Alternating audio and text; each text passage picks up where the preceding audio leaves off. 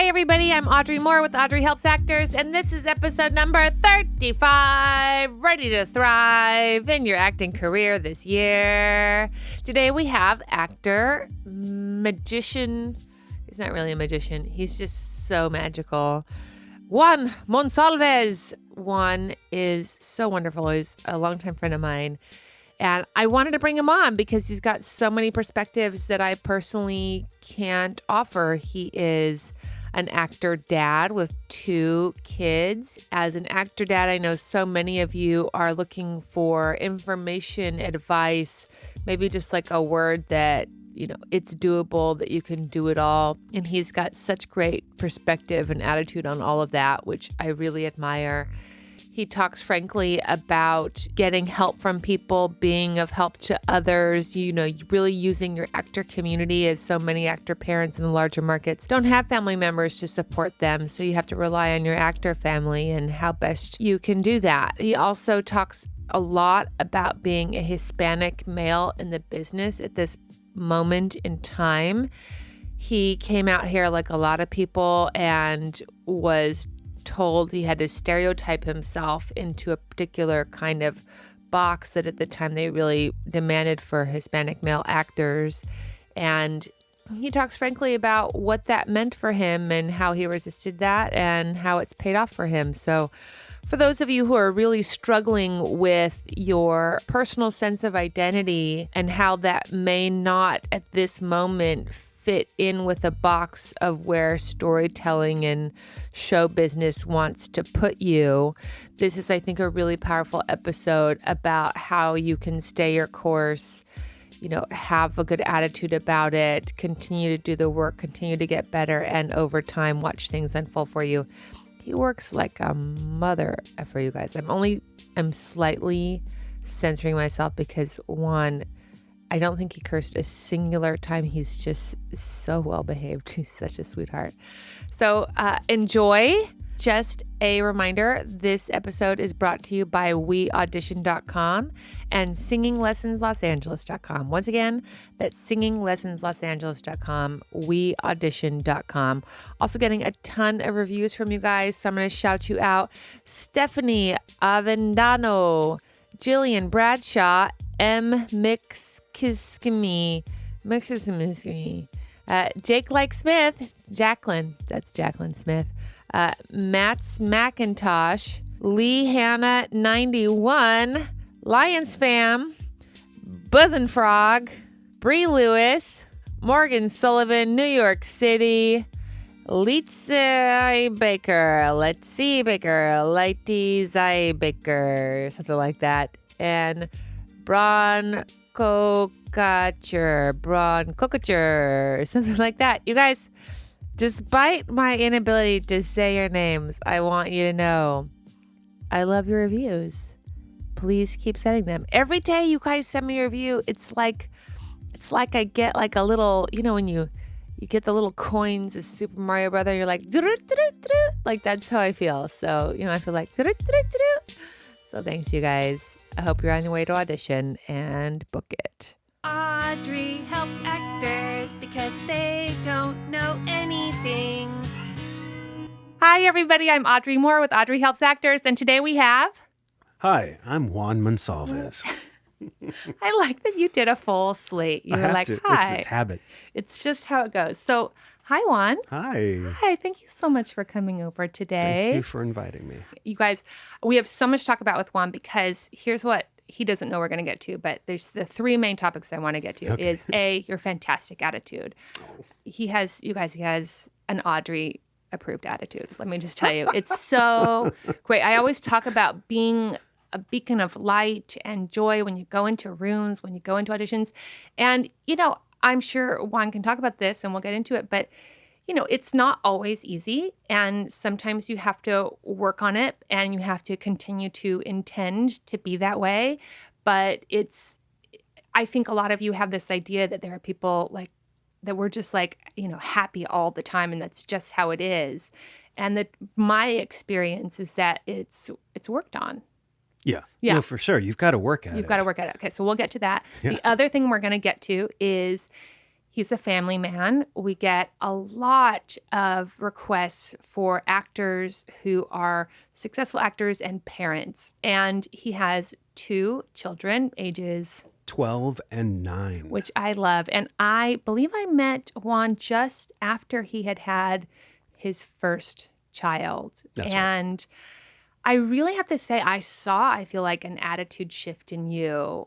Because I think I knew you just before, and then you had the baby, and a real attitude shift in you and a decision, maybe you could talk about that, to have this really grateful attitude as you were sort of going through it all. Yeah, well, there are a lot of factors behind that. It wasn't the easiest birth. It wasn't the easiest anything. Yeah. There was health complications involved. So that took up a lot of my time. And that will really change your perspective on acting, I have to say. Life in general. In general. But because so many actors make acting their life, that then when your perspective on life changes because you see how tenuous it is, that then the perspective on your acting career seeming like this life or death thing starts to diminish, and you get a little bit of perspective. Yeah, whether we like it or not, acting, a lot like many of the other arts, is so darn self-involved. Yeah, right. And we get You guys, he just said darn. Can I just say with Juan, he's so sweet. I can't even. Okay, good. And so when you've got kids, it's like you get out of the self right away, and you have a higher mission, a higher goal. It's not just about you anymore. You have to provide. You do. You have to guide another human being through life. That's right. It's a huge responsibility. It is. And I'm so sorry for you if acting is the way that you're going to help, financially guide that child through life. I wouldn't be able to do it without my wife. That's for sure. Right. 100%. Takes a team. Yeah. Yeah. I mean, it takes a village. And the core team, if that's not solid, well, You're going to have a hard time. Yeah, you're going to have a hard time. Because you're going to have a hard time either way. So whatever you can do to set yourself up to have less of a hard time. And we'll talk about some maybe things that you've done or advice that you've got for some other actor parents at any level, whether they're just starting out on their parent journey or they're a little bit farther ahead. And then the other thing I really want to talk to you about is I get a lot of requests for Hispanic male. Oh, okay. Because they're getting better, it seems, at the Hispanic male representation in our industry. And after pilot season happened last year, the 2 that were sort of like plastered all over the trades was nobody could find a Hispanic male actor and nobody could find an Asian male actor. That's so weird. I'm right here. Right, exactly. Which is how all of my Asian male actor and Hispanic male actor friends were like, I don't know what you're talking about. I'm here and I'm ready to work. So I want to talk a little bit about how you've seen that change. We've had some requests as far as dialects are concerned, and I know that you're a voiceover artist in addition to a commercial actor, in addition to a very successful television actor. Just start by telling everyone, we know each other we studied at acting school together, and tell everybody a little bit about where you are in your career. Are you union? Do you audition? What do you audition for? How many times a week do you audition? Do you have agents, managers, the whole deal? Wow, the basics. Yeah. So, I've been a union actor for 20 years, over 20 years now. I normally go in for dad commercially. I started out with a referral, with a great commercial agent. How many voiceover auditions do you do a week? I hear it's massive. Oh, it's massive. It's unbelievable. I fail to turn in a lot of it because it's multiple. It's at 6 to 12 a day. That's what I hear. Because I do Spanish and English. That's so great. So, I mean, we're talking a potential 50, 60 auditions a week. Yes. When it's super busy, and 30 to 40 when it's slower. I hear that if you're booking 1 in 50 in voiceover, you're doing really well. Okay, well then I'm not doing well. Well, you're doing like really, really well. We'll say that, right? No. I think it's just, again, one of those things that seems, like I'm really doing well. But I think I have been very, very blessed to have booked huge campaigns at a time. And so that But listen to this vocal tone, you guys. If there's not a better vocal tone, I don't know what Oh is. my gosh, Audrey, It's I so love you. So how many a year do you record? Not book, but we'll say record. Do you know? I would say a year, half a dozen at least. That's great. And those are large campaigns. Great. And then how many commercials a year do you feel like you do? Ooh, not as many. 2? Yeah, Yeah. I would say I used to be about the same 6 to 10 Yeah, me national too. spots a year, and it's gone to like maybe 3 to 6. I see. But I've also shifted my focus To theatrical. to theatrical. Yeah, you and I think, had a similar timing on that. Yeah, I believe you're correct. Where we were like, I think I want to do theatrical. Like, I think I came here for theatrical. Exactly. Right? Exactly. And it's weird because you do have to take control of your own career at that point and say to your commercial reps or to anyone else representing you in any area of the industry, saying, look, right now I'm going to focus on TV and film, and this is what I want. You know, so it's kind of like that moment where, and if you haven't had that moment, I highly recommend it, where you walk away from that waiting tables job. You know, it's like, I'm done with this. Yeah, I we're going to have to- figure it out. I'm going to figure it out. I'm going to take that leap of faith. And so that continues throughout your life. It's just the ladder. It keeps on going. There's another jump, That's how I feel. another step to take. So how many auditions would you say ish you're doing theatrically, and how many times are not necessarily booking, but how many episodes, we'll say, are you more or less shooting in a year? It's about the same as the commercial. I mean, it's Okay. probably about half a dozen. Okay, great. I want it to be more. So let's just point out, you guys. So his bar of not working all the time, I just want you to hear this, is half a dozen episodes of television, half a dozen voiceover big campaigns, and then 3 to 6 commercials. I mean, that sounds like a fantastic career to me, you guys. Just FYI. You're just way too. Yeah. No. This coming from the No, lady who like starred in Godless. No, and- no, no. Oh no. yeah. I didn't star in Godless. You did. It's You fine. did. That's You okay. rocked Okay, it. Thanks so much. So you audition regularly, you book regularly enough, I would say, for us to feel like you are a working actor, Yeah. right? And I love that you are in all 3 areas. So let's talk about attitude, Okay. shall we? Yeah, sure. Okay, so tell me about Now it feels that like we're for in you. class. No, right. Let's talk about attitude monitors talent. But attitude does monitor talent. No, for sure. So I want to tell them the one moment you had this beautiful moment in class with the great Richard Lawson, and Richard said to you, I've noticed a change in your attitude, and it seems like you've been booking a lot. And you said, yeah. And you said, well, I really took to heart what you said of don't ever let your expectations exceed your gratitude. And I just really started focusing on that. And in doing so, I've just changed my attitude. Yeah. Yeah. That is a mantra useful in all areas of life. Yes. Most important in our industry, because we're not only doing a job, we are actors. We are those people. We are that. Yeah. You know, so it's different. You know, I can tell the difference because I live with the difference. My wife's a teacher. She is, yes, she's a teacher, but she goes to a job every day. And she leaves it. And she leaves it and comes home, and you know, we never leave it. It's always with us. My job was with me on the drive over here. You know, it's with me on the weekends when I'm like, okay, what can I do to further my career today?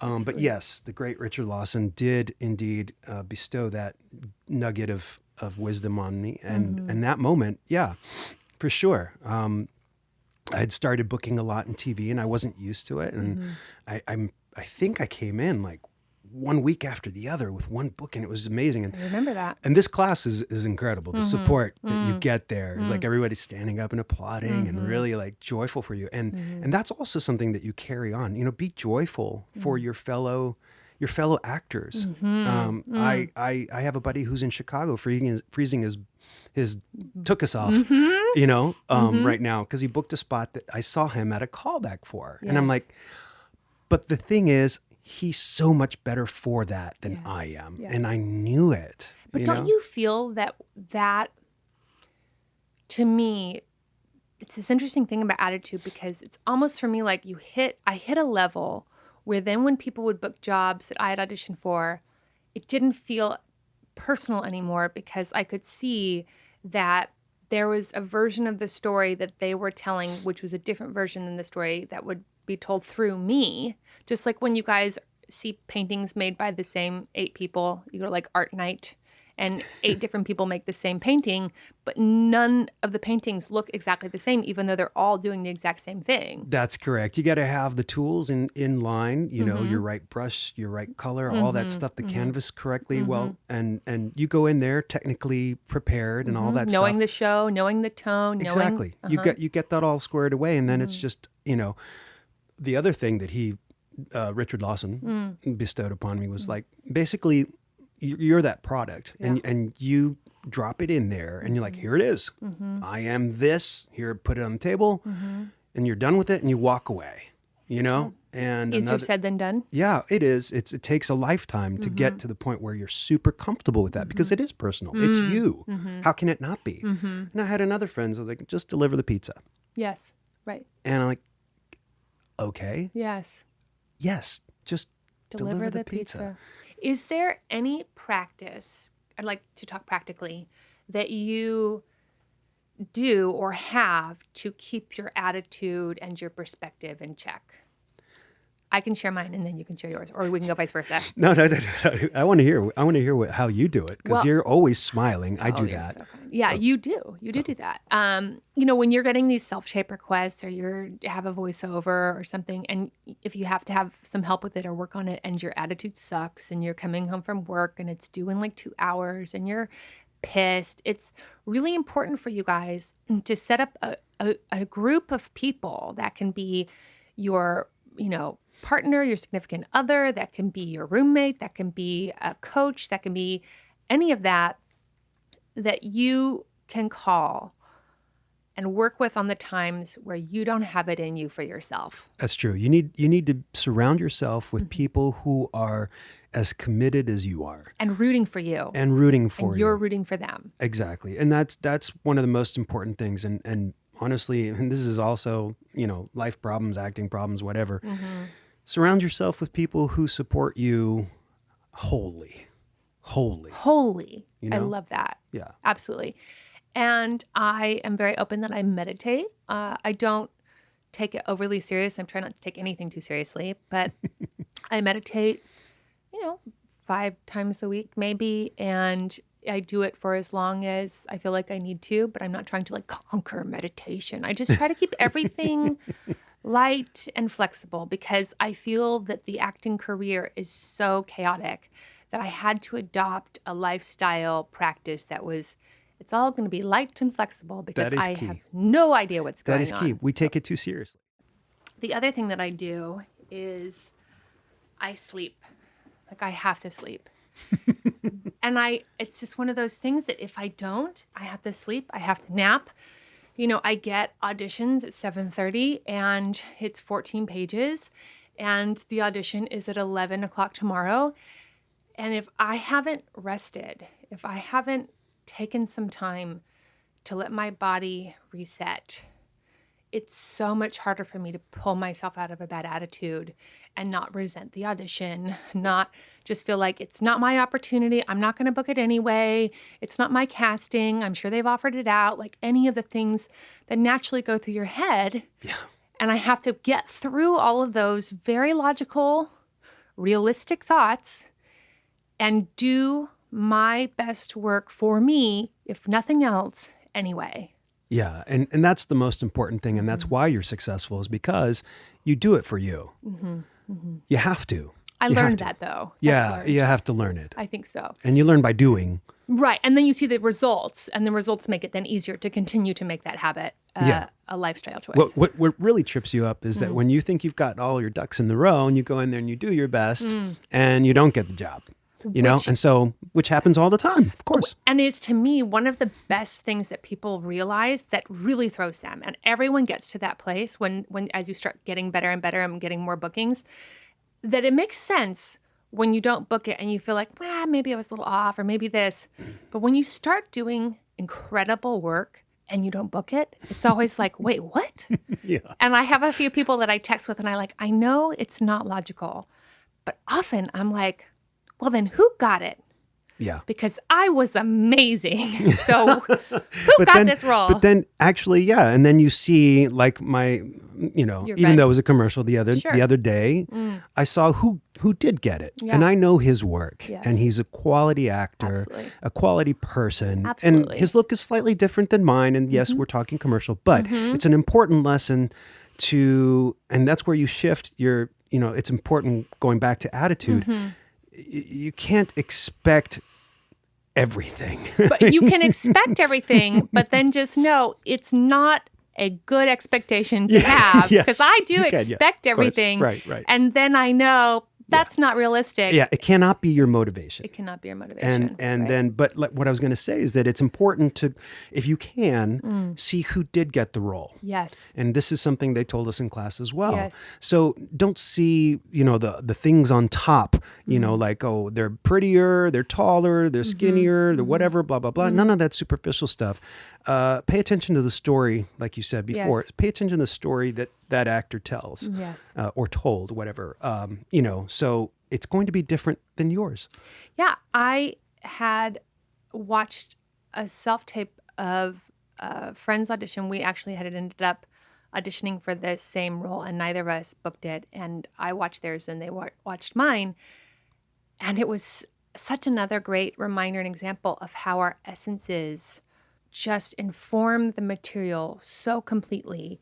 Yeah. And they were both two really beautiful, really great takes, but very much coming out of who we are. Right. And neither of us got it. Right.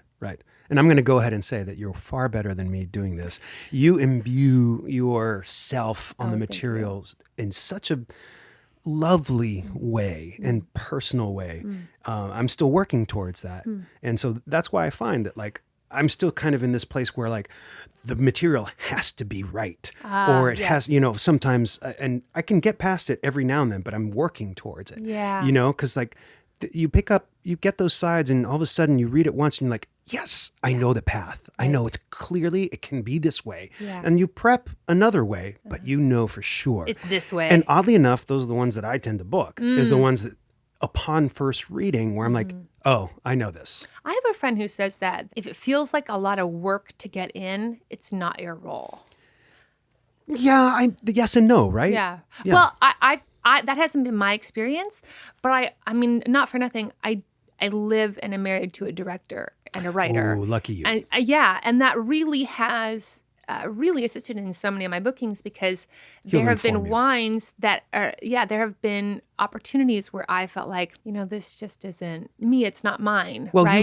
you live and you have another artistic input. Exactly. And then he says, well, I think on you, it would have to be this, as Right. though any director who would get an actor that they didn't cast, but maybe was part of the package, right? And then you have to sort of work the story around what they're naturally bringing.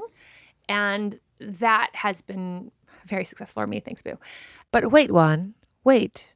I have to interrupt you. Help me. I need some help. And now it's time for listener questions. I'm so scared. Hey, Audrey. My name's Catherine, and I am sending you this message all the way over from Canada. And I've been listening to your podcast, and I've been learning a lot, and I love it.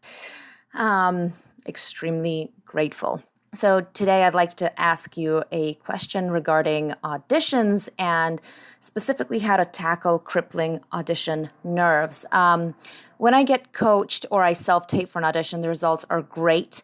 And I have my reader where I want them. I've got my eye lines. But I have a problem booking, especially when the setup is entirely different when I get to a casting office, having been coached and having been told, okay, if you look over here, this is like your perfect framing. When I get into the room, it feels like no longer will I be looking in the right place. No longer will I look right on camera. And even though the coaching was fantastic, I feel like once I get into the room, there's like such a huge disconnect. And as a result of all those things, I get extremely nervous, and especially for important auditions, and I literally start to shake.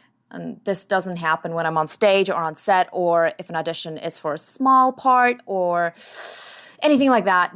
I'm willing to literally try anything at this stage because I need an answer, as this is incredibly debilitating and it is really causing me to struggle to move forward in my career.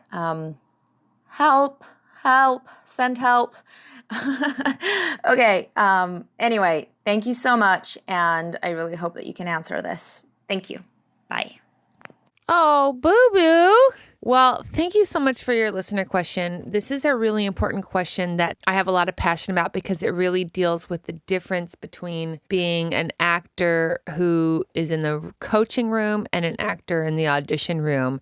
And the two aren't always good friends. So I'd like to talk a little bit about your audition preparation practice. So when I'm getting coached for my auditions, which is every audition that I go to, I will spend a significant portion of, I'd say, the last 10 to 20 minutes with my coach just doing like random scenarios. So I practice the whole thing of like coming in the room and then them talking to me and being really cold, or coming in the room and then them talking to me and wanting to like chat me up a bunch. If you've practiced it standing, they're always going to ask you to sit. If you've practiced it sitting, they're always going to say, actually, I need you to stand. And for a lot of you, that will throw you off. So you need to, before you go in, you need to be comfortable with both, because your job is to be flexible. Like one of my mantras is like, flexible, present. I want to be flexible and present, just flexible and present. I just want to be fluid, flexible and present. Another thing to consider is it sounds to me like you're having a little bit of a disconnect between you and the setup of the audition room. Now, that audition room is your room and your time. I am such a fan of moving the reader. And as far as like, they can't really because of the setup of that room, I don't really know what that means unless you're literally auditioning in like a room where there's just giant boxes everywhere and no one can possibly move. Like that sounds a little bit like an actor excuse and not really like a real actual thing that's happening. And at the end of the day, all of these auditioners, I know, with the shaking and all that sort of stuff, they get it. They do understand. The further along you get in your career, just so you know, they're much more open to accommodating the actor because they're trying to get the best performance out of the actor as possible. I just also really recommend, make a checklist, because when you start to work on story, it grounds you. The story will ground you, and all that other stuff of like the camera and where the person is seated and all that stuff. If you're getting thrown off, that to me is really a clear indication that you are not grounded in the story and yourself in the story. Whenever I start flubbing lines, whenever I start like losing myself, it's because I wasn't connected to the story that I'm telling and how I'm going to tell that story. And that's why I practice so much. If you are only waiting until you get the audition and then you go in the room to be working on your audition skills, I hate to tell you, but I think you're totally screwed. You have to be practicing your technique so that you can start to rely on your technique. And that's why I started working so hard on auditions. Another resource that I think is really great and available to you that I'm actually pimping out on this podcast, they are sponsors of the podcast, is weaudition.com. I talked to the founder about who's like really finding it really helpful, like who's using it. And the people that are using it are really the people who are hungry for auditions and then are receiving an amount of auditions that they feel like they want to be putting those skills to use. So once you start getting into audition rooms, there's this phase where like you never get an audition. And then there's a phase where you're getting auditions, but you're not booking, which is the phase that you're at. Well, that's usually an audition technique issue. So whatever you can do to practice, the better off you are. So what something like We Audition allows you to do is it allows you to practice. You can do it in like 15-minute increments. So go work your audition on your own, just as you would. And then before you go in for the audition, click on to weaudition.com and then give yourself a 15-minute session with somebody you've never read with before and give yourself 1, 2, 3 takes with random adjustments of somebody. And I've had friends who've done multiple of those. You know, they've practiced it with one random person and then they go and practice it with another random person. They're just checking to see, like, is anything that's going to throw them off their pins? So I really recommend that. I've done that for We Audition. I've worked with somebody on We Audition and then just have them run through it a few times, like get it in my body, see how comfortable I'm feeling. All right, you guys, weaudition.com, promo code Audrey25, 25% off. Obviously, this listener question was brought to you by weaudition.com. That just happened. Jesse, it was Jesse's fault. This is actually a really clear opportunity for you to talk about weaudition.com and why it's helpful. So promo code Audrey25, 25% off. You're welcome. And now back to your regularly scheduled program. I want to talk a few more things about self-maintenance for you. Anything else that you do to help foster a good attitude? I work out. Good. Yeah. How often are you working out? 3 times a week. Great. I decided that I would stop spending money buying useless things that didn't really, and I'm going to use the Marie Kondo thing, spark joy in my life. And what does spark joy is getting together with my trainer. Great. And it's not like, Audrey will, you can see I'm not like buff He's or fit anything. though. He's very fit. But you know what I mean? Like I'm in a better place mentally because I'm in a better place physically. It's not because I want to look in the mirror and go, hey, you look great. Yeah, although that's nice. Although it is good. But it's walking into that room with the confidence knowing that physically they see something that they can sell. Yes. And that is the bottom line. I love that. It honestly is. And because, like, going back to what we said before, you have to sell something. You're selling yourself, right? But it also helps to know that, like, there's this checklist where you're like, okay, this, along with your choices, your attitude, everything, that you bring into the room, preparing for that role. Yes. You can cross off, I'm physically well. Yes. And that's everything. I recently had to do my own stunts. I say had, but I wanted to. That's right. You got to. Yes, because it was so much fun. I was fun. in my body. Yes. I was running away from someone with a gun. Yes. And I've never experienced that. So I lived that for a few hours on set. And it was just, it was beyond amazing. I love that because you are hitting on something which I think a lot of male actors don't get to talk about, which is it's always talked about for women, but not so much for men, the way in which your body type informs your casting and how you maintain or don't maintain that tells a story. It's true. I do have a face that goes along with a certain expectation of a body type, Well, he's very handsome, you guys. Juan Monsalvez. So sweet. Oh my gosh, say more. But yeah, and so I think I have been called in for those roles where, I would have to take my shirt off. Yes. And at some point you're like, you know what? I don't want to be embarrassed anymore when I take my shirt off. It's more about, my marketability. So now let's talk about your personal journey in actor parenting. Wow, that's a loaded question. I know. Wow. Okay. Have you ever talked about it? No, before, right? No, not I don't really. Think you had. No, not really. I mean, I think when we were in class, we touched upon it because I walked into that arena like kind of new to being a part of a class.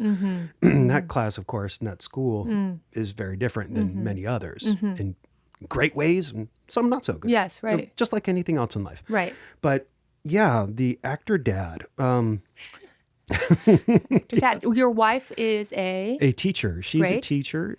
She's a preschool special ed itinerant teacher. It's a very my long God. title. I'm the sweetest person. I mean, if you're going to be a preschool special ed teacher, you have to have the biggest heart. Oh, she's got a big heart and lots of patience for those children.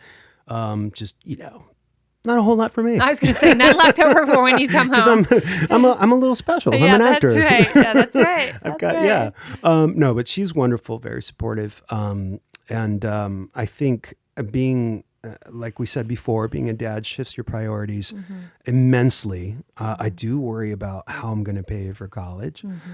So I bought property. So hopefully that will, you know what I mean? Passive income is real. I mean, you know? I'm going to do a whole episode about actor finances, because once you start realizing that you could be doing really well and that it's one of those things that you learn through experience, because you always think like you're going to be the exception.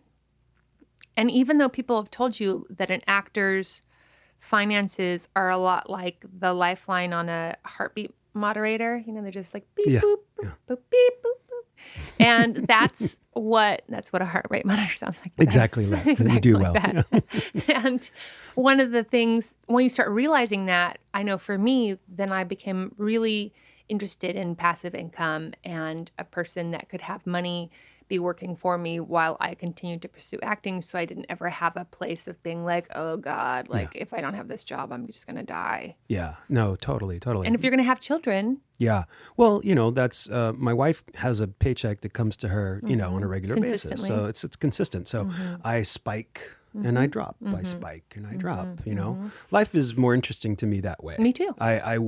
I like drama. I don't know what to say. Yeah, we do. We're actors, right, of course. I mean, you and I are the kind of people who, like, if we had to go in to an office, to a cubicle every day and sell insurance, we would, do something horrible to ourselves. Yes, absolutely. I would be. And other people, to be an actor and not know what you're going to do, literally moment to moment, you have no idea what your day is going to look like, would just, send them jumping off a roof. Yeah, we're not any better than anyone else. No.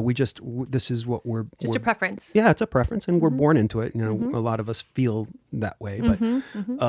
But being a father out there, it's interesting, and especially in LA, there's so many actor dads and actor moms, and it's hilarious when you see each other at auditions, because you're like, hey, how are the kids? And you catch up, and you're like, it's super friendly, and you never see these people anywhere outside of the callback. Right, it's true, because you're all at home taking care of your kids. Yeah, we don't have a whole lot of time, every weekend, and like in the springtime, it's really weird. Like, I think children are born in the spring. It's crazy. It's like a birthday party every weekend. I know. Or several. Oh yeah, several. Yeah. And we have 2 kids, so like we'll have multiple events around them.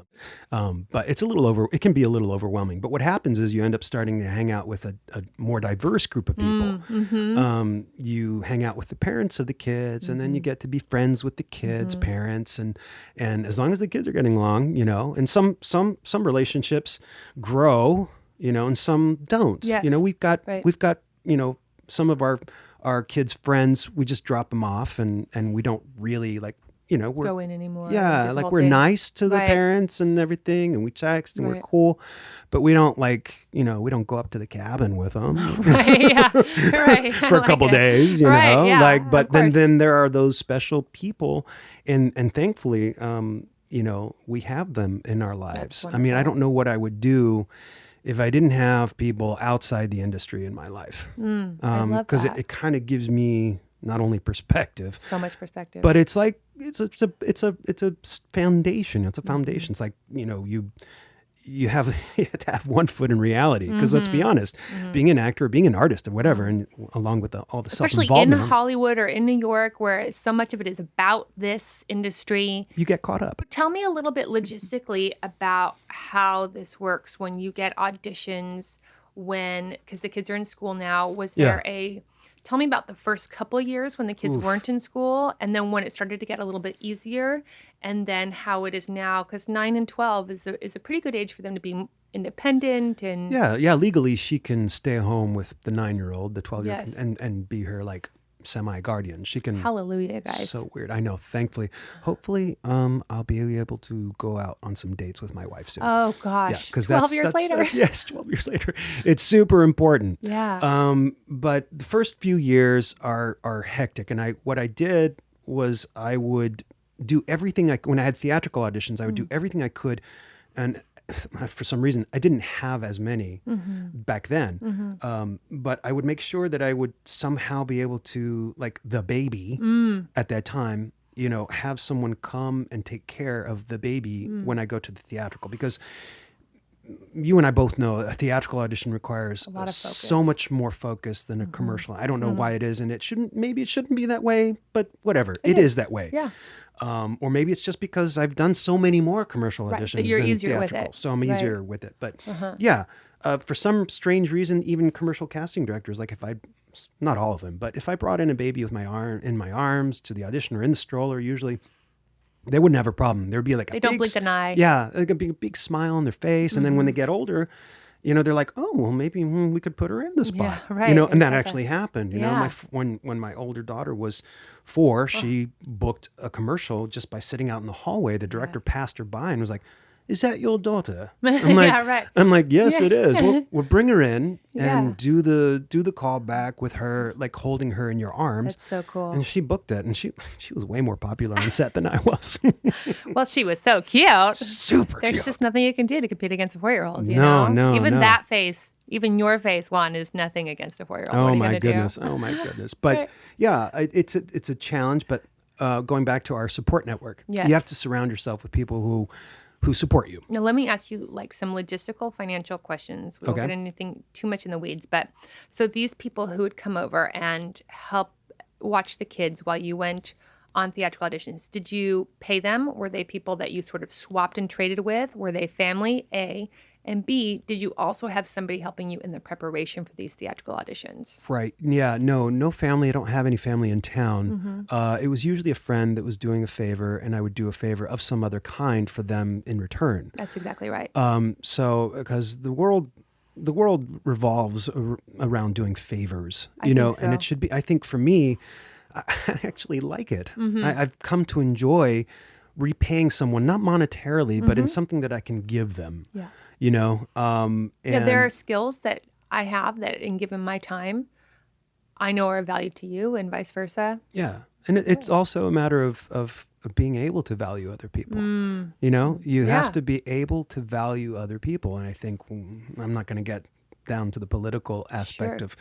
of today, but Yeah. I think we've lost a lot of that. We've lost a lot of respect for other people and the value that we place in other people, regardless of their opinions about, pizza or tacos. Right. I don't know, whatever it may be. Right. You know what I mean? Darn pizzas and tacos. But I don't want to get too far off. But yeah, it is difficult, and you have to kind of make this. And I know that you and I saw each other, Yes. at auditions, and a lot of the times there will be another parent there. And what you do is you just say, hey, you have to be comfortable with it. Hey, do you mind holding Eliza for just a little bit while I, and whatever I'll do, I'll run lines with you. Yes. I'll do whatever it is that you need Right. me to do while you're in there. I'll wait. Yes. And so what happens is, and once you start doing that, the flow of positivity continues, That's great. so And what about preparation? Because that, to me, when I imagine getting my auditions, managing my energy, and then it's 7:30 at night, like I said, I've got 9 pages to go through and learn by 11 o'clock tomorrow morning. My spouse comes home. The last thing they want to do is like watch the kids because they've been at work all day. And I would need some time to watch the show if I need to go through it if I need to go and find an outfit sometimes, like any of those things that come in. And if I had young children especially, I would find that really hard. Yeah, the older they get, the easier it is to forget what that was like. And honestly, I look at younger parents, or not necessarily just other parents with younger children, and I'm like, oh gosh, I barely remember that. Like when they were 4 or 5, But yeah, no, you have to make time for yourself. And this is another one of those things where actors are so self-involved and other people are looking like, you always need time for yourself. Well, you do. You do. You have to push everything aside. And that, like you understand, is very hard to do when you have children.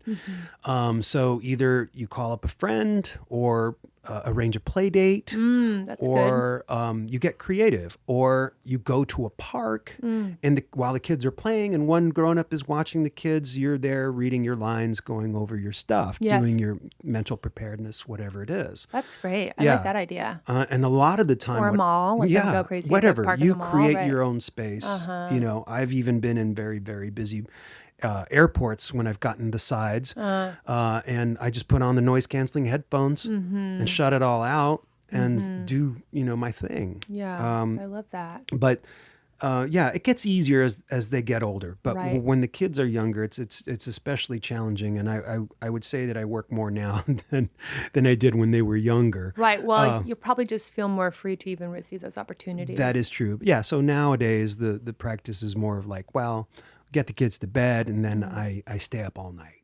Yeah. So how does that shift for you? I don't know. We've never really talked about, you know, your spirituality or any of that, but I always feel like I have to sort of be spiritually ready for certain sorts of opportunities. Yeah. And if I don't feel like I'm ready to receive them in the sense that my life is set up in a way that I could receive them and go, how is that for you? Wow. What a question. Yeah. Audrey. You know, honestly, I've been searching for a while. I spiritually, you know, I was raised, you know, kind of like with the church and all that stuff. And I went to a parochial school that I went to chapel at 9:05 a.m. for 13 years in a row. We also went to that same church on Sunday. So Saturday was the only day that I didn't go to church. And what that did for me was kind of, I felt like it plugged me into a higher perspective. Yes. And to a larger, so I don't feel like, I think if I had to say, I think just love is the answer. I know it sounds so cheesy. Love that. Yeah. But it is the truth. Yeah. And if you can't find the love, then make the love.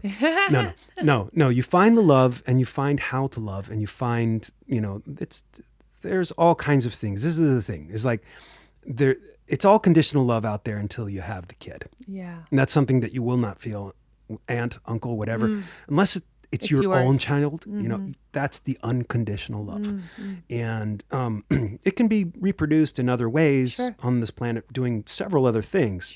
It all depends on your attitude and how you feel about things. But I can tell you, having a child is unbelievable. And this goes back to your other question, is like, how does your attitude change? It just, you work more because you're working not just for yourself. But for, I haven't met anybody, or I'm not sure I want to meet anybody who doesn't feel that, like, if they're not working to better either bigger picture. Yes, the bigger picture, better the world, better themselves, better their family, better their whatever. They're not working for betterment, then what are you doing? But wait, Juan, wait. I have to interrupt you. We interrupt your regularly scheduled program to bring you shit you didn't know about your union. This shit you don't know about your union is brought to you by Greg Saffel at singinglessonslosangeles.com. You've heard me say it before. I'm going to say it again. Greg Saffel, so fantastic, so talented, voice teacher of all kinds of vocal needs and vocal issues that you're trying to work out, whether you're a singer, whether you're trying to work on your breath capacity, whether you're trying to work on your vocal range. It's so important. I know for me specifically, a vocal range is really important. It's important for me to be comfortable in my lower register and really comfortable in my higher register, because sometimes I play characters like this and sometimes I play characters that are like way more grounded like this.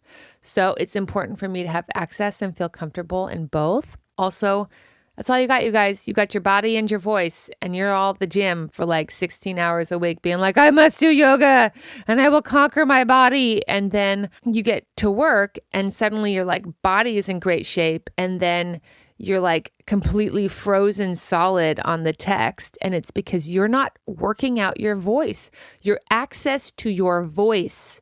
You guys, it's your voice. You have to have access to it. That's what actors do, is we talk. singinglessonslosangeles.com. Once again, Greg Saffel at singinglessonslosangeles.com. So this shit you don't know about your union, we're going to talk about a couple of meetups that are available by SAG. So there is a really powerful SAG-AFTRA ASGO union meetup. If you've never been to one of these, I really recommend it. They're super great. So there's an upcoming meeting on Monday, March 18th, 11 a.m. to 1 p.m. So that's, traffic free for those of you in LA. That's 5757 Wilshire Boulevard, the Maxwell Room. So that's at the SAG-AFTRA headquarters. 11 a.m. to 1 p.m. There is free parking. There are snacks provided. So you guys, you have no excuse not to go. I know I hope that you have an audition. But when you email me and you're like, Audrey, what else can I do with my time? I've got this time and I get so frustrated because there's only so much I can do like on a day-to-day without wanting to pound my head against the wall. Well, you could go to a meeting and you could find out about all of the great work that SAG-AFTRA is doing on your behalf. So you do have to be a SAG-AFTRA member in order to attend this meeting. But it is, again, Monday, March 18th, 11 to 1, the Maxwell Room, SAG-AFTRA headquarters. Snacks and parking provided. It just doesn't get better than that. They have free coffee. Just go for the free coffee, you guys. You know what I want to tell you what people do is they show up, they get a snack, they get some coffee, a meeting is happening, and then you can answer emails while you're there. It's not just dead time, like you're at home, you're watching TV, but you're not really watching TV. You're kind of answering emails, you're on deadline. Do that, and also in the background, absorb some of the information that this union is giving to you to make our union stronger. And just remember, I'm always so adamant about changing the understanding that you are the union and the union is you. So the degree to which things go in the direction that you personally want them to go in is the degree to which you and people like you who have your similar interests are at these union events. Okay, so go. All right, maybe I'll see you there. I go to them. So if you want to meet me, come hang out. We'll have coffee together. Okay, love you. Bye. And now back to your regularly scheduled program. So let's talk about being a Hispanic male in Hollywood. Oh, wow. And how you have seen that evolve. Ooh. One of the things I talk about, and part of what I love so much about your casting, is it really does seem to be fluid in and around a few of what I say are the two stereotypes that they really put Hispanic men in. And you've done a really good job being able to navigate in and around that. So the stereotype one is obviously I smuggle drugs. Yeah. And stereotype number two is I am just the most hottie machismo Hispanic male specimen that you've ever met in your life. I mean, you do play that one often enough. No, not at all. I've never, ever. Okay, let's be clear about that. And I've had my female friends say, "Look, you're good looking, but you're not Google Magaga." Yeah. Exactly, so right. and I get that. That's good. That's actually my casting. Yes. I'm right. Attractive, but not. Modeling. I'm not a Calvin Klein model. Right. And I would not want to be. Right. But when I first started out, many moons ago, they wanted to pigeonhole me because of my Spanish surname, because of all these things that they see when I walk in the room or see my headshot. They wanted me to be the gangbanger. This is a long time ago. We're talking, 90s. And that's still, can I say, it's still a really big thing. It's, for getting your credits as a Hispanic male. It's still like this. Yeah, and so you make a choice. Back then, there was a big group of us. I remember I would see at auditions, and I still see those guys around. And a lot of those guys who did take on those roles, who weren't necessarily that thing, they weren't a gangbanger. Some of them are offer only now. Okay, and that's great for them. I never wanted to do that. I never wanted to be a part of that. I think it's so destructive. I think it's so... I don't know. I just didn't want to be that gangbanger, drug smuggler. I didn't want that. And I really, truly did not connect with any of the material. I had no idea. As much research, this is before the internet, okay? Sure. I couldn't connect as hard as I tried. I got very, very close, I don't know if you remember Miramax, but yeah. Yeah, back in the day. Back in the day. Taking it back. I was in the room with Miramax execs discussing a lead and a feature, and I was maybe 20, 22 maybe, Gosh. And I walked into big agencies in Beverly Hills and all this stuff, and I was so green, and it was just like this wave of awesomeness coming on my way, and I had no idea what to do with it. Yeah. And so I kind of self-imploded in a way, but I also made a strong decision that I didn't want to do that. Okay. And that was my choice. And was that a hard choice to make, or? It was, because there were a lot of people around me who were working. Who wanted you to do that. Yeah, and who wanted me. And a lot of, agencies or managers or whatever were like, no, you have to do this. You have to in order to get your foot in the door.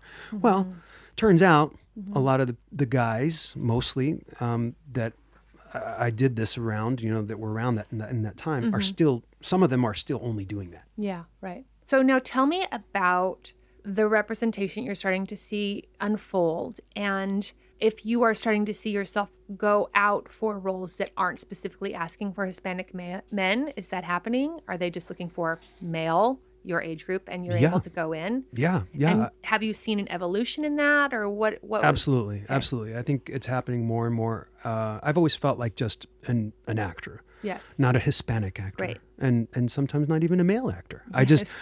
Just an actor. Just an actor. Yeah, right. Like we said, neutral. But I'm just, people have a hard time with looking at us without, like they see Audrey. Yes. They go, okay, she's this. They look at Juan, they see this. This is it. They have a really hard time with moving beyond that. And it's not just casting. It's people in general. You walk down the street and you're like, that person's a drug addict. That person likes paper mache too much. Right. Yes. Whatever it is, Yes. it's like, It's our own programming. I remember going to the museum downtown, the Natural History Museum downtown, and I remember seeing this old Hispanic male, had to be in his 60s or 70s, and he was taking these incredible, you could tell he was very meticulously taking these photos and then writing these notes. And I remember my first very judgmental racist thought was like, oh, like, well, that's weird. Like, what is he doing? And why is he doing this? And then I remember thinking to myself, if it was that exact same guy, but he was white, I would think like, oh, professor or archaeologist, or like I would have all of these immediate places to categorize him. yeah. But because he had a behavior that seemed academic and artistic and inquisitive and highly educated, but was a Hispanic male, my first instinct was like, curious? Yeah. What is happening here? That's really big of you to admit, actually. I mean, I'm open about it only because I'm not afraid of those thoughts. Yeah. I acknowledge them as a storyteller, if nothing else. Right. Because I think it's important for us to continue to dispel all of this. Yeah. And it has to start with yourself. Yeah. Back to the neutral. Right. Non-judgmental. Non-judgmental. Yeah. Right. What else could this person And be? that applies to everything. That applies to people. That applies to the food. That applies to the script you just picked up. All of those things. All of That's those right. things. Right. So are you seeing any opportunities for larger roles that, again, have nothing to do with being a Hispanic male, but are just Caucasian, male? Yeah. Well, I mean, Let's see if the breakdown is Caucasian, I've gone in sometimes. But okay, if it's not Caucasian, it's just male, all ethnicities. Yeah. And for maybe a larger series regular or something of that size. Are you Yeah, seeing for this? sure. Great. Yeah, I have seen it.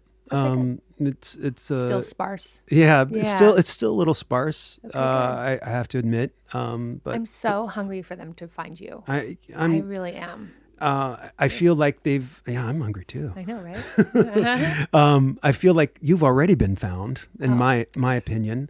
But I know your big thing will happen, and this whole world will finally get to see, you Yes. for your Yes. amazing talent. And I had this thought too, and thank you for saying that. Yeah. Is that I was chatting with a writer friend of mine, and he's written a play, and basically I've read it, revision after revision of it, and he's got it in his head that there's nobody else that can play this role except for me. And it is ridiculously flattering. That is just, when a writer goes, You, right, That's yeah. you. Yeah. And so I need that to happen Out there. And I have to strongly believe that it will happen. Okay, now can you just do a quick thing talking about accents and dialects and what you know about that?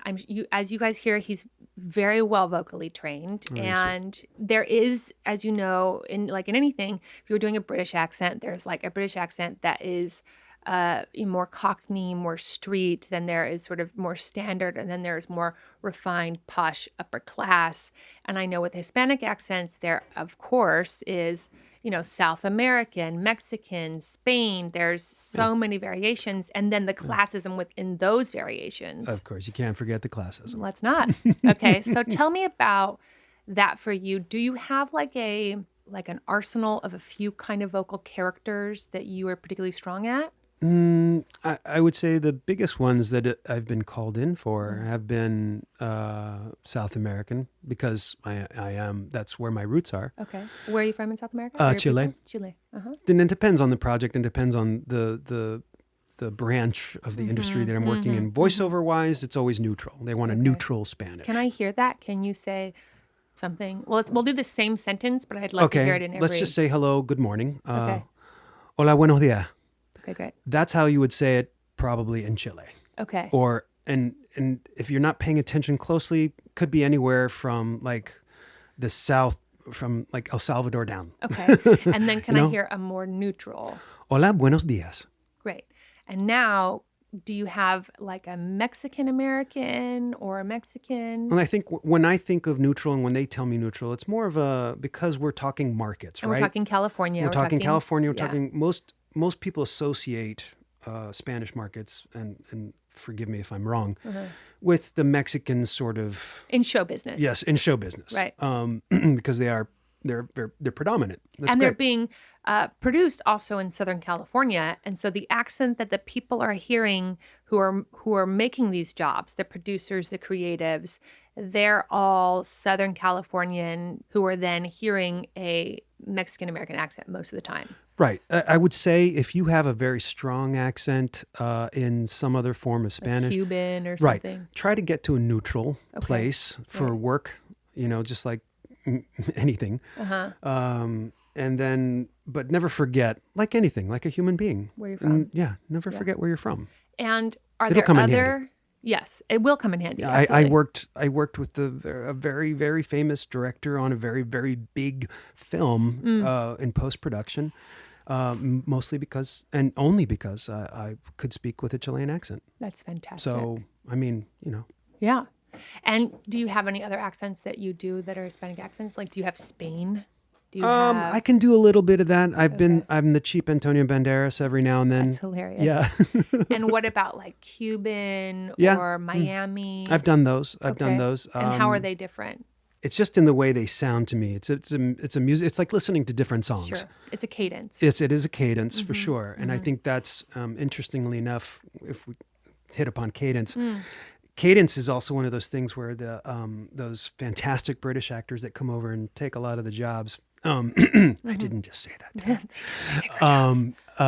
They think they do great accents, but if you know what you're listening for, you can point it out every time. I have to tell you, I am an accent narc. Yeah, like I can hear on everything. I'm like, that person's not American. They're Irish. And then sure enough, I always IMDb it. And Chelsea's like, what? And then I IMDb it and I'm like, they are Irish. And you can just hear a little lilt. Yeah, there are very few Meryl Streeps out there. There are very few. And if you don't know what cadence is, and you are an actor who has another language as your first language, then I need you in voice class. You have to be the master of your own voice, only so that it's a choice. I don't want to take away what you are and who you are. I'm all for you all being a Sofia Vergara, but I promise you, Sofia Vergara is having to work or has had to work with some vocal people just to make sure that her accent is still understood by Ohio.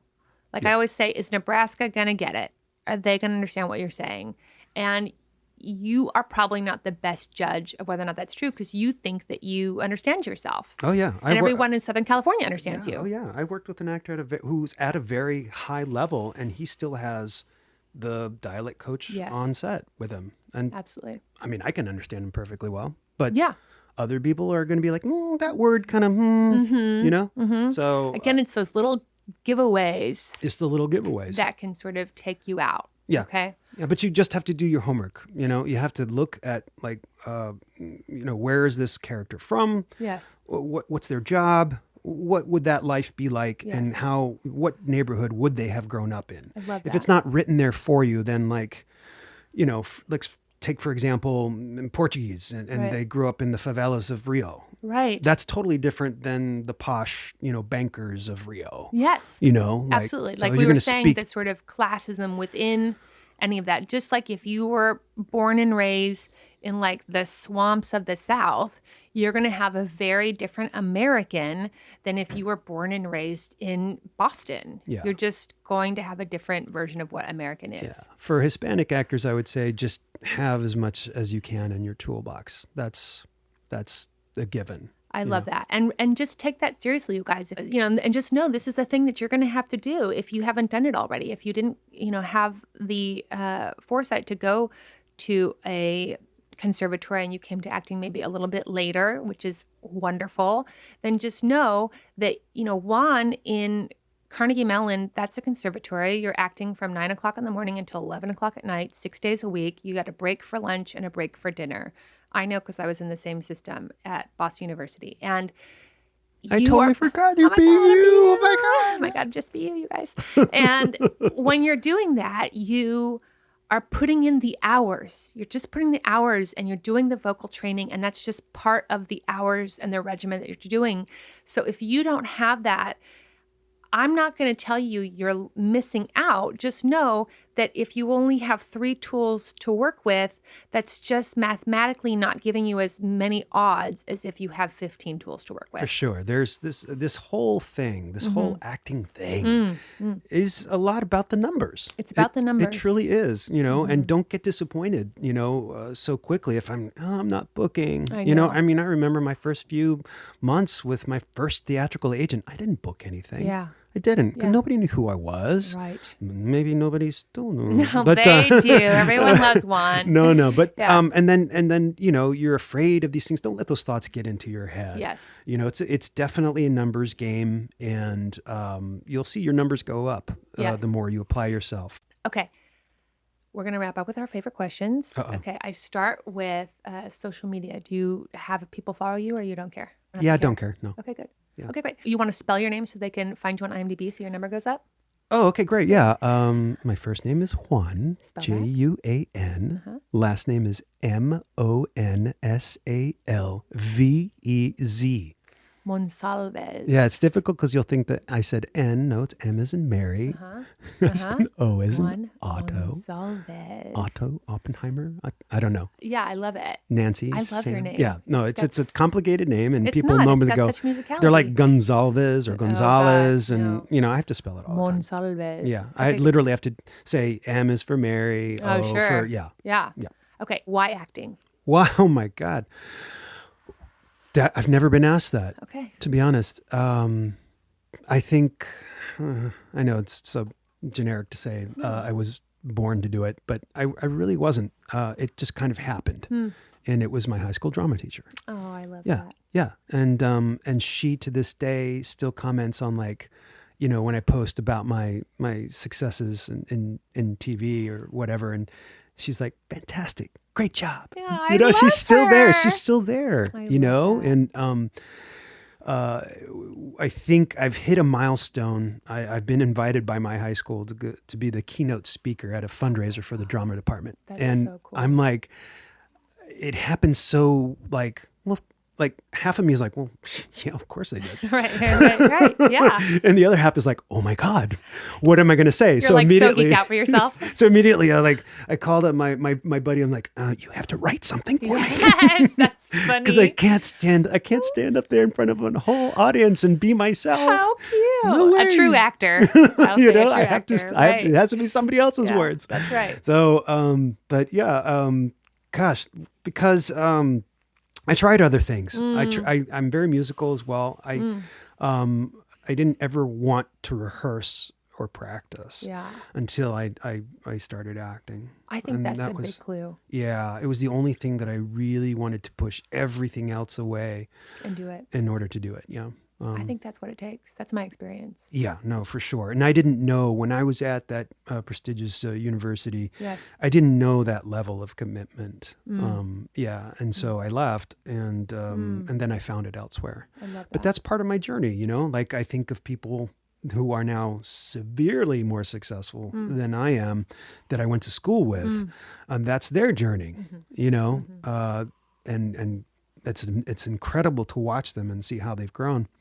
But if it hadn't been my journey, I wouldn't have come out here when I did. I Yes. wouldn't have met my wife when I Yes. did. When There's I a had- you full know, life like- picture that is being built. Yeah, and I think that's something as actors that we have to realize. We love what we do, but you have to maintain perspective and understand you have to grow in life. You can't grow as an actor unless you grow in life. That's 100% true. And not always comfortable, but it is necessary. Exactly, because you Yeah. desperately would just want to grow as an actor. Yeah, right. I feel safe, right? For sure, Yeah. yeah. Who wants to really get out of their comfort zone? No, nobody. Nobody. Now, what is the best part of the business for you? I think right now.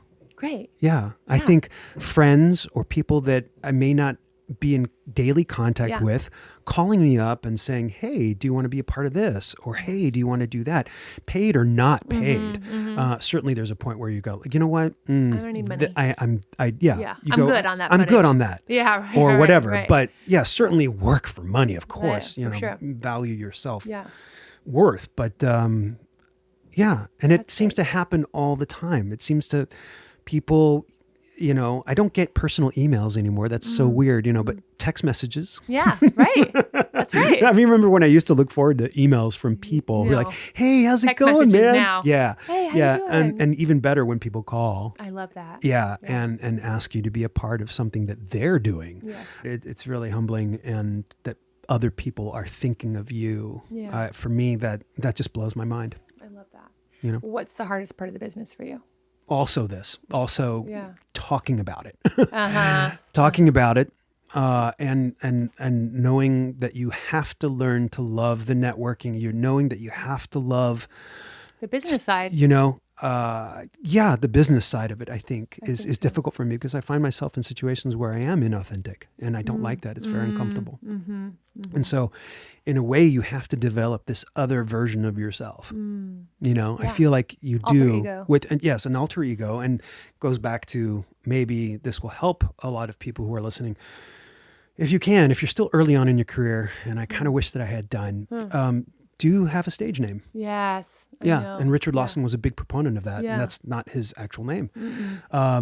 And that will allow you to slip into that with more ease. Yeah, because the theory behind that is if the product isn't actually you, if say you make your stage name Audrey Temple. If I was Audrey That's Temple, good. right? Then when they were trashing Audrey Temple, I could know, well, I'm Audrey Moore. Exactly. And so Audrey Moore is me and Audrey Temple is the product. Exactly. And also, I guess, unless your last name is Schwarzenegger, Right. if you have a terrible surname, Yeah, then change it. And we do, then freaking change Yeah, it. absolutely. And what do you wish someone had told you or managed to get you to understand when you were just a wee babe entering this business? Oh, gosh. Wow. Oof. I know, right? This is worse than James Lipton. Ah! What do I wish someone had told me when Most people answer like that it is a business, that there is a business aspect to it, like what that really means and how it affects you. I think that rejection, because a lot of people, when they don't know about the business and you talk to them about the business and they ask you about the business and how is it to be a professional actor and blah, blah, blah, blah, all that rejection. I'm like, well, now I can say, Yes. I'm not being rejected. Yes. I'm not. That's great. And I think that's one of the hardest things to learn is that when you don't get the role, you're not being rejected. You know, You're just going another way. It's just going another way. And But being you able have to know story to know that. You do. And I have learned almost all actors do not know story. They know how to act, but they don't know story. And once you know story, it's really easy to go, okay, I see how my take would be advantageous to a certain version of the story. and could be disadvantageous to another version of the story. The stories have to line up. The story is king. We're storytellers. There's so many variables. There's the writer's story. There's the producer's story. There's the director's story. Everyone has these visions that, that come together as one. I mean, people don't understand, and I say civilians, civilians don't understand what it takes to make a good movie. Yes. Everything. And not let alone a great movie. Let alone a movie. Let alone a movie. Right. Because literally, most of them don't happen. Yeah. I've had movies that have gone out there into the world and been released onto DVD, and the reviews are just awful. Abysmal, right? Yeah, I abysmal, know. Yeah. Right? And they're Right. like, why are these people doing as if they could do better. Okay. Right. But you have to understand the amount of people, even if it's a 5-person crew on an indie film or 500 on an Avengers film or 5,000 on an Avengers film. It has all those people have to be 100+% to make that thing successful. It takes such monumental effort. Yes. Absolutely. And on a smaller scale, you got a phone call. That's right. On a smaller My publicist, she'll wait. Oh, that's wonderful. But yeah, you have to have that at home with just starting with you and your spouse, you and your dog, you and whatever. Yeah. I love that. You have to have that, like we said before, that whole support. A wholeness too. Yes. A whole wholeness. It's a whole wholeness. That's what it is. Last question. Mildly interesting. Lately, the biggest thing that made an impression on me was Roma. Cool. And a lot of people in the Spanish-speaking community are polarized by it or whatever, or this or that, and people have all these. But I would say give it. Some people in this day and age, and along with Netflix, again, they've made it so easy to consume content at home, and don't be complacent if you're curious enough. It's been nominated for all these things, right? Go see it in the movie theater. I have no invested interest in the outcome of Roma or whatever, or the people in it. I admire a lot of the work in it. It's not a perfect film, but there are elements of it that you're going to miss unless you've got an amazing sound system at home. Oh, cool. The sound. This is the sound design. Cool. I think what I'm trying to say here is that there are elements of film that I've been opening myself up to that are their own living, breathing characters that I've heretofore missed. I'm the same way. And Roma is one of those films that the sound itself is a living, breathing entity in the film. And if you don't hear it the way it's meant to be heard, you're not going to experience that. So the key words here are Dolby Atmos.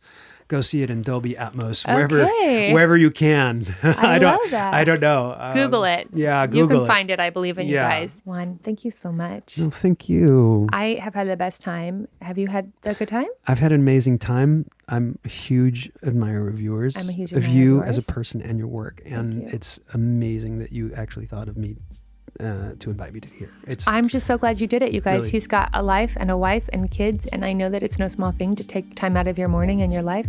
Yeah. Okay? Yeah. I feel like I didn't answer your questions. No, you did. You did so great. Yeah. We'll have you back on. Okay, I'm coming.